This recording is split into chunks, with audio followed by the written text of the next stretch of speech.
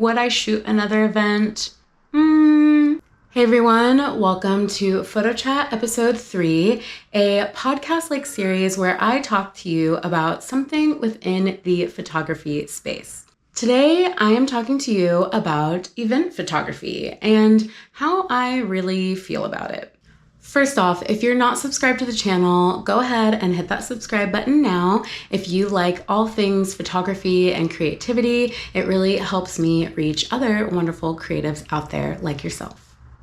Now, getting into it, I was inspired to talk about event photography because this past week I worked one of the biggest events I've probably ever photographed, and it was this 2-day event for this large fitness tracking app. I don't know if I'm allowed to say who it is or anything like that, so that's why I'm not saying the name, but basically it was a really big 2-day event and it was long days back to back photographing a lot of athletes and Olympians that were at this event. Honestly, the event was a blast, but it was a blast because I had some tools in my back pocket for photographing events specifically that really helped me get through this 2-day event with ease. Working an event can be a socializing, social marathon of sorts. You're exercising a lot of energy, going around photographing tons of strangers and people you don't know. And for the more introverted photographer, it can be a lot and it can be a bit overwhelming. So I just wanted to share some tips and tricks that I have in my back pocket, that I keep in my back pocket when I'm photographing events. So I'm going to share my top tips for event photography. So let's just get into it. Tip number 1. Know your location, know the setting of the event, know all the details. So is it indoor? Is it outdoor? Is it at night? Is it during the day? How long is the event going to go for? Because that's going to determine if you need to bring extra batteries. Is it a 3-hour event? Is it a 3-day event? Really knowing what your setting looks like is going to be able to allow you to be more prepared for how you're going to approach photographing that event. There's nothing worse than showing up to a shoot in general and not being prepared. So knowing what your setting's gonna be, do you need to bring more batteries? Do you need to bring a jacket? Is it gonna be cold? Do you need to bring a flash? More on flashes later. But that is super important. So know your location and know the setting. Tip number 2, confirm your shot list with the client. Remember, you want to feel as confident navigating the event as you can.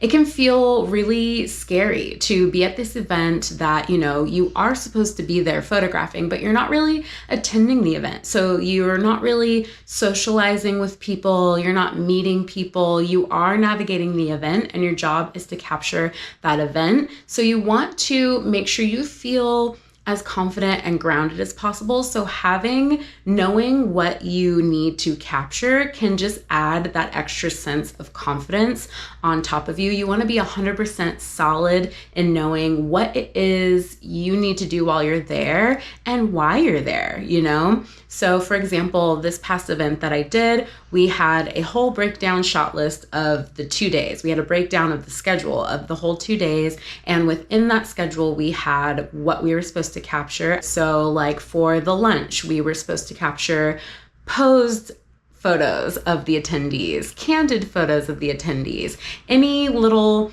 bits that said the company's name on it, bags, the tote bags people were wearing, shirts, little extra doodads and decoration around the event space that had the company's branded name on it. Food, we were supposed to capture all of it. But that was really great to know because then I'm not there wondering, oh, well, am I supposed to take a photo of the food?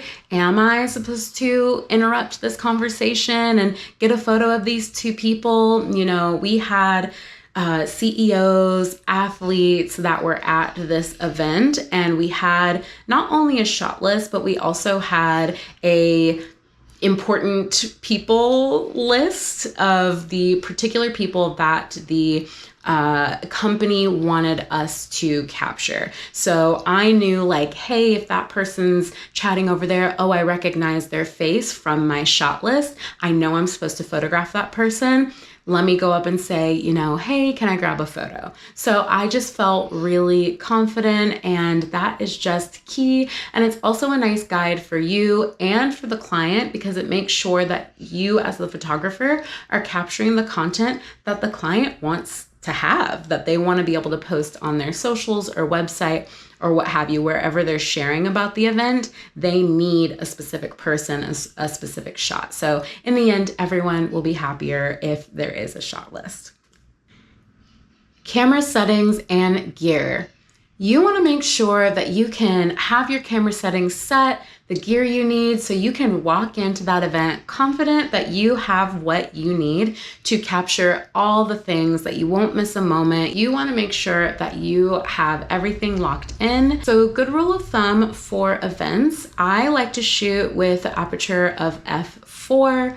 I feel like that is a pretty solid f-stop for event photography. When I did this event, I was taking photos of big groups of people, 2 people, 3 people, but f-stop 4 is what I left on the whole time. And then I just was able to worry about adjusting my shutter speed and my ISO accordingly. Speaking of f-stop 4, so talking about aperture, I want to talk about lenses. So I don't own a zoom lens that is compatible with my Fuji X-T3. I do have a Canon one that I use with an adapter at times, but I can only manual focus on that. The lens that I own and that I usually use is a 35mm f1.4 prime lens for my Fuji X-T3. So I did actually rent a zoom lens for this event.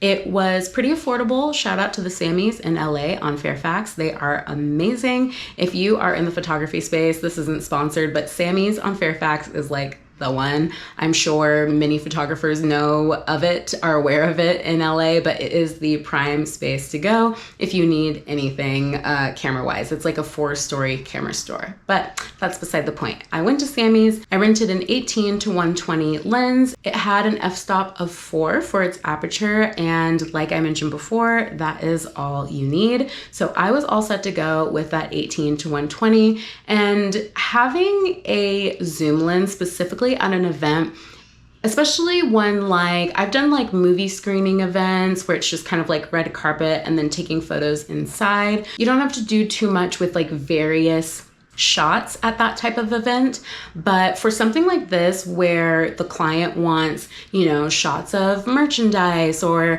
people wearing bags with the logo on it, or, you know, focusing on one person and then focusing on a group of people, there's just a wide range of shots that I was hired to get. So having that zoom lens allowed me just an amazing amount of flexibility, and you just don't want to limit yourself, because if you, like, for instance, are here and you have your camera and then you see someone across in the distance that has a bag with the logo of the brand of the company or something that you're just trying to get, you can zoom in, you can get that nice crisp shot, you're good to go. And then you might have someone that walks by and wants a photo taken right here, right in front of you. And so you can adjust your focal length from there, and it just gives you that versatility. You do not, the worst thing is to be limited at an event where you're capturing a lot of content. It's nice to have that flexibility. So highly recommend a zoom lens for a big event. Lastly, within camera settings and gear, a flash. Whether it is daytime or nighttime, like nighttime, of course you need a flash. Like, get a flash. You need a flash for nighttime, especially if you're indoors or something like that. For daytime, I know some people opt to use it, some don't. Sorry, there's these like birds chattering right now. When the sun is setting, I live near the beach, and oh my God, I'm sorry, these birds are going to just be chirping in the background, so we're going to deal with it. Sorry. If it's nighttime, these birds are so loud. If it's nighttime, you definitely want a flash, of course. Daytime, people choose to take or leave it. For example, for this event, we had a pretty big production team. So there were a few of us photographers, and then there was a couple videographers. We had an editing team as well. We were taking photos and then dropping off to the editors. But saying that to say, some of the photographers on my team chose not to have a flash during the day, but I chose to have this baby, this awesome flash here. This is the newer NW570. It works amazing. If you have any flash like this that is battery operated, highly recommend. The cool thing about this one too is it comes out and has this little kind of thing to bounce the light off of, so you can kind of direct the flash a bit more, and I can adjust the strength of the flash as well.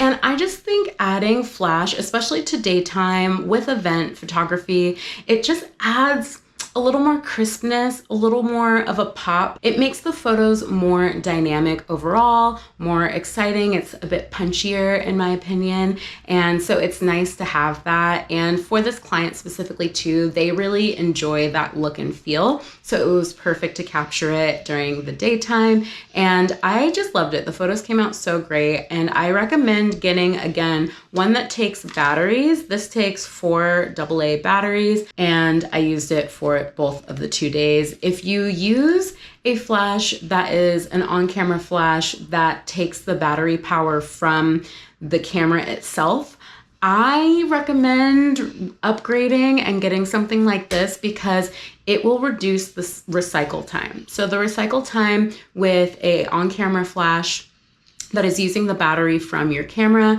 it's using that it's sharing that battery from your camera body. So it's going to take longer for it to recycle, to basically load. So you're taking photos, and then this happened to me at one of my first events I worked, and it was honestly kind of embarrassing. I used this on-camera flash. It was my kit lens. It did not take batteries, and I was taking photos of the attendees, and it just took way too long. Like I had to sit there and just wait and say like, hey, sorry, my flash is loading, you know, but you don't want that. With event photography, quickness is key, efficiency is key. These people that are going to this event want to enjoy the event. And yes, they want their photo taken, but if you're taking photos and then you're like, oh, sorry, you have to wait, it kind of drains the fun out of it. They kind of start to lose their fun. The vibe kind of goes down. You want to be quick. You want to be able to click, take those photos, have it flash back to back, and then be on your way. So definitely recommend getting a flash like that if you do not have one already. Last tip number 4, smile and be friendly. I mean, it's kind of a given. A lot of us photographers are kind of introverts, honestly. I don't know if you all would agree, but I think a lot of photographers are pretty introverted. And with an event, you are at a social gathering. The vibes are high, they're supposed to be good, and you also are probably going to have to interrupt some people's conversations. Again, for this event and other events I've done, they want posed photos mixed in with those candid photos. So you can't go around and get away with just taking candid photos of people. Oftentimes I found myself, because there were so many people on this like important people's list for the event that I worked, I was going up to a lot of people and interrupting their conversations because I was like, well, I have to utilize this time. It's only 30 more minutes for lunch, and I need to make sure I get all of these people's photos. So this is an example of what I did at the event, and it worked really well for me. Just having a nice smile and just going up and saying, hey, excuse me, can I get a photo of you too? And they'd be like, oh, great, yeah, amazing, awesome.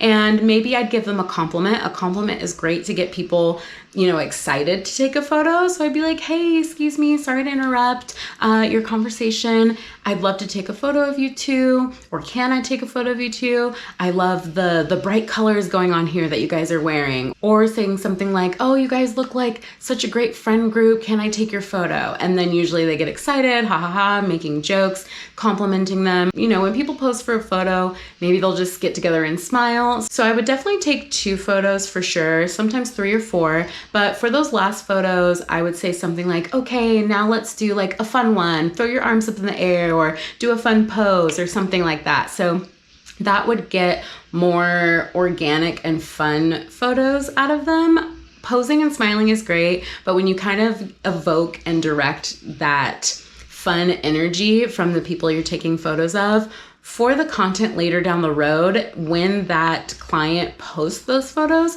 it looks fun. You want it to look like a fun event, right? So you want the people in your photos to exude the vibe that is going on at the event. So that would be my tip on how to kind of interrupt and nicely, navigate getting those posed photos, because sometimes it can be a bit awkward. But if you just smile, end it with saying thank you so much, have a great time, or thank you so much, enjoy the rest of your evening, just very nice, and a nice back and forth is just great. You want to make it a nice, quick, lovely human interaction. And that is it for my tips on shooting event photography. And for my feelings on event photography, would I shoot another event? Again, I don't identify as an event photographer, but I will do event photography. And I did kind of event photography wasn't really my favorite until this past week when I did that event. It actually gave me a whole new light and insight, and I feel like I've grown so much as well in my event photography. These tips that I've shared with you are things that I've learned over time from doing other events, from learning from other photographers, and so I just wanted to share them because I actually had a really good time, and I would actually really love to do another event like this, and I look forward to it. It was really fun. I felt like, I was just well prepared. I had fun, and this was probably the most enjoyable time I've had photographing an event. Before, I did feel a little bit of that nervousness, like I didn't really have my correct settings for what the thing was and what it called for, but now I've got so many tools in my pocket, and it makes me proud because I'm like, Archie, you've grown. And so I would do another event like this, and it was really fun. So I hope I get invited soon to photograph another event. So that's it for this video. Like, subscribe, and I will see you in the next one. Bye.